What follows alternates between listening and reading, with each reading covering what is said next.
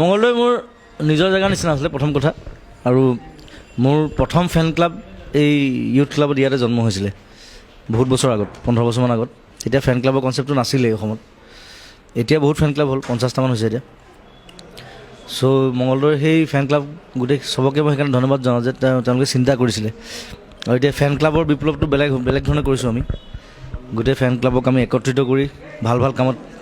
চবকে আত্মনিয়োগ কৰিবলৈ আমি চেষ্টা চলাইছোঁ আৰু বহুত কৰিছেও ফ্লাড ৰিলিফেই হওক বৃক্ষৰোপণেই হওক ভাল ভাল কামত সদায় চিনেমাৰ প্ৰচাৰত হওক তেওঁলোকে সদায় সহায় কৰি আহিছে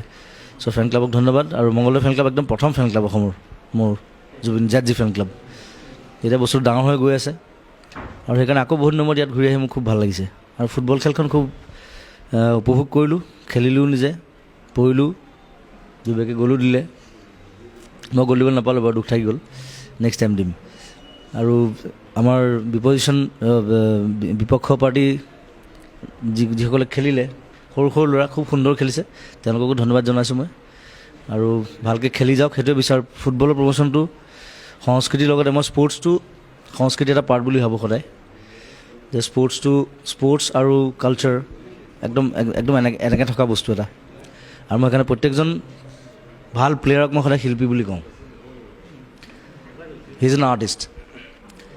চ' সেই বস্তুটো থাকিব লাগিব আৰু মঙলদৈ এখন কালচাৰৰ জেগা ধুনীয়া জেগা বহুত ভাল ভাল ডাঙৰ মানুহ জন্ম হৈছে ইয়াৰ পৰা চ' মঙলদৈৰ লগত সদায় আছোঁ সদায় থাকিম আৰু এতিয়া চিনেমাৰ বিপ্লৱটো আমি আগবঢ়াই লৈ গৈ আছোঁ মোৰ আজি চিনেমা ৰিলিজ হৈছে প্ৰথম নতুন চিনেমা প্ৰিয় সকলোৱে চাব যেনেকৈ ফুটবল চাই প্ৰিয়ও চাব মিছন চাইনা যেনেকৈ চাইছে প্ৰিয়ও চাব আৰু মিছন চাইনাটো মঙলদৈ অভিলেখ কৰিছে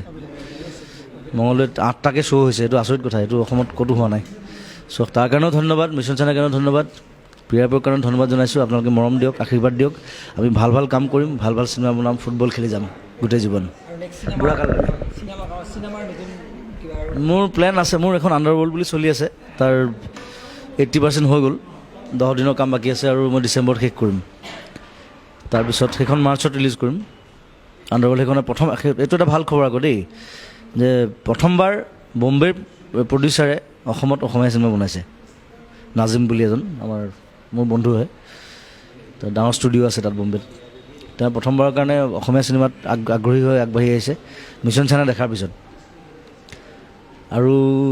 আণ্ডাৰৱৰ্ল্ড ৰিলিজ হ'ব মাৰ্চৰ লাষ্টত তাৰপিছত মোৰ কাঞ্চনজংঘা মই লিখি আছোঁ এতিয়া